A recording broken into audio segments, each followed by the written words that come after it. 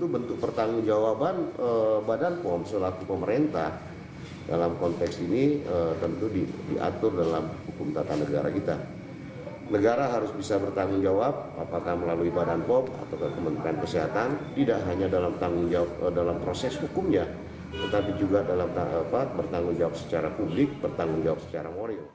Nah, kalau dari Badan Perlindungan Konsumen Indonesia menyatakan ada sejumlah lembaga yang seharusnya bertanggung jawab.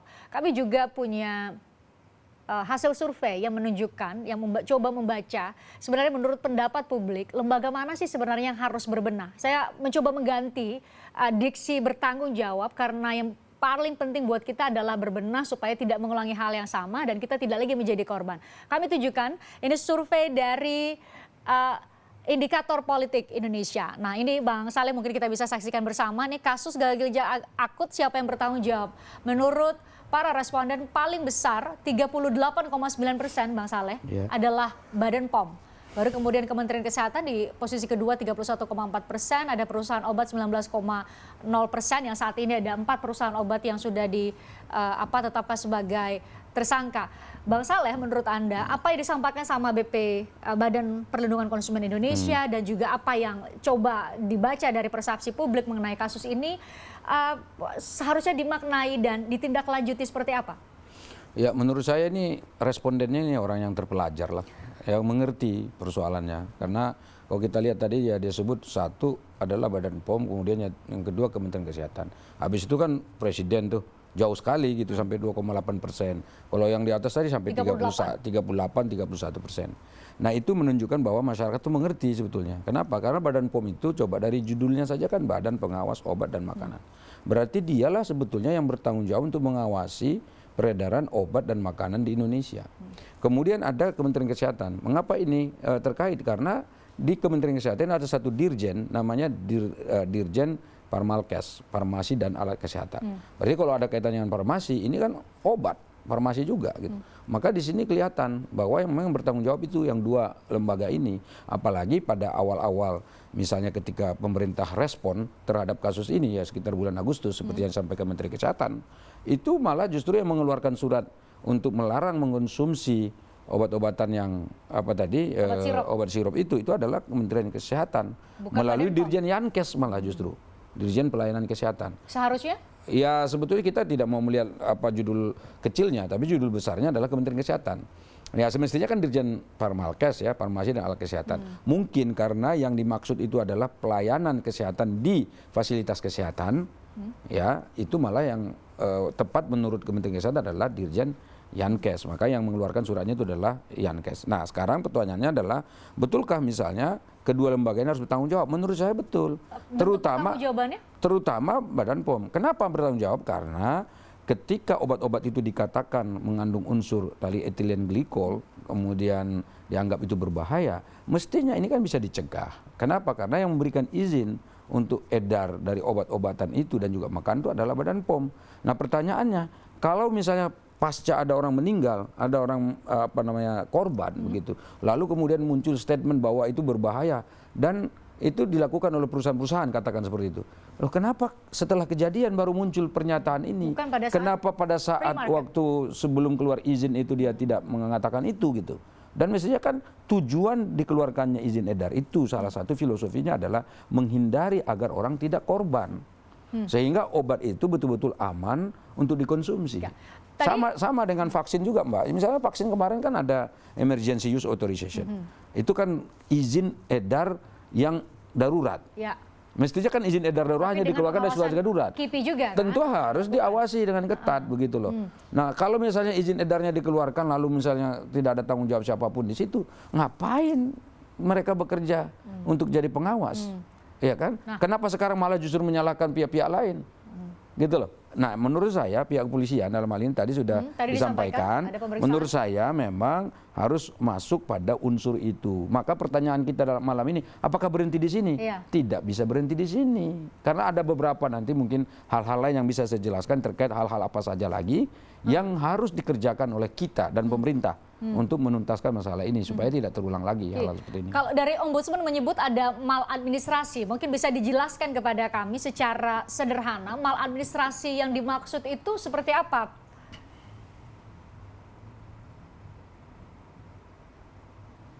Baik. Halo, Halo, selamat malam. selamat malam ya. Ya, mungkin Bapak bisa jelaskan pada kami maladministrasi yang dimaksud itu seperti apa? Baik, terima kasih. Terkait dengan permasalahan GGAPA ya, gangguan ginjal eh, pada anak istilahnya begitu. Sebenarnya yang kita sebut maladministrasi adalah di mana pihak yang punya kewenangan, yang punya tanggung jawab itu tidak melakukan sesuatu yang seharusnya dilakukan.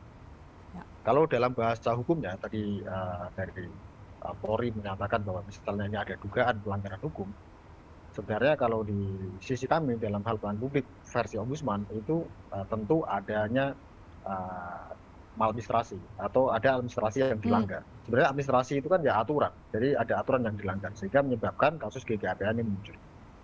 Oke, Maka oleh karena itu tanggung jawab yang yang melekat terhadap isu ini adalah kepada Badan POM sebagai pihak yang diberikan amanat dalam undang-undang untuk melakukan pengawasan Pengawasan, ya. terhadap peredaran obat dan kemudian Kementerian Kesehatan. oke. Itu saja dua lembaga tersebut.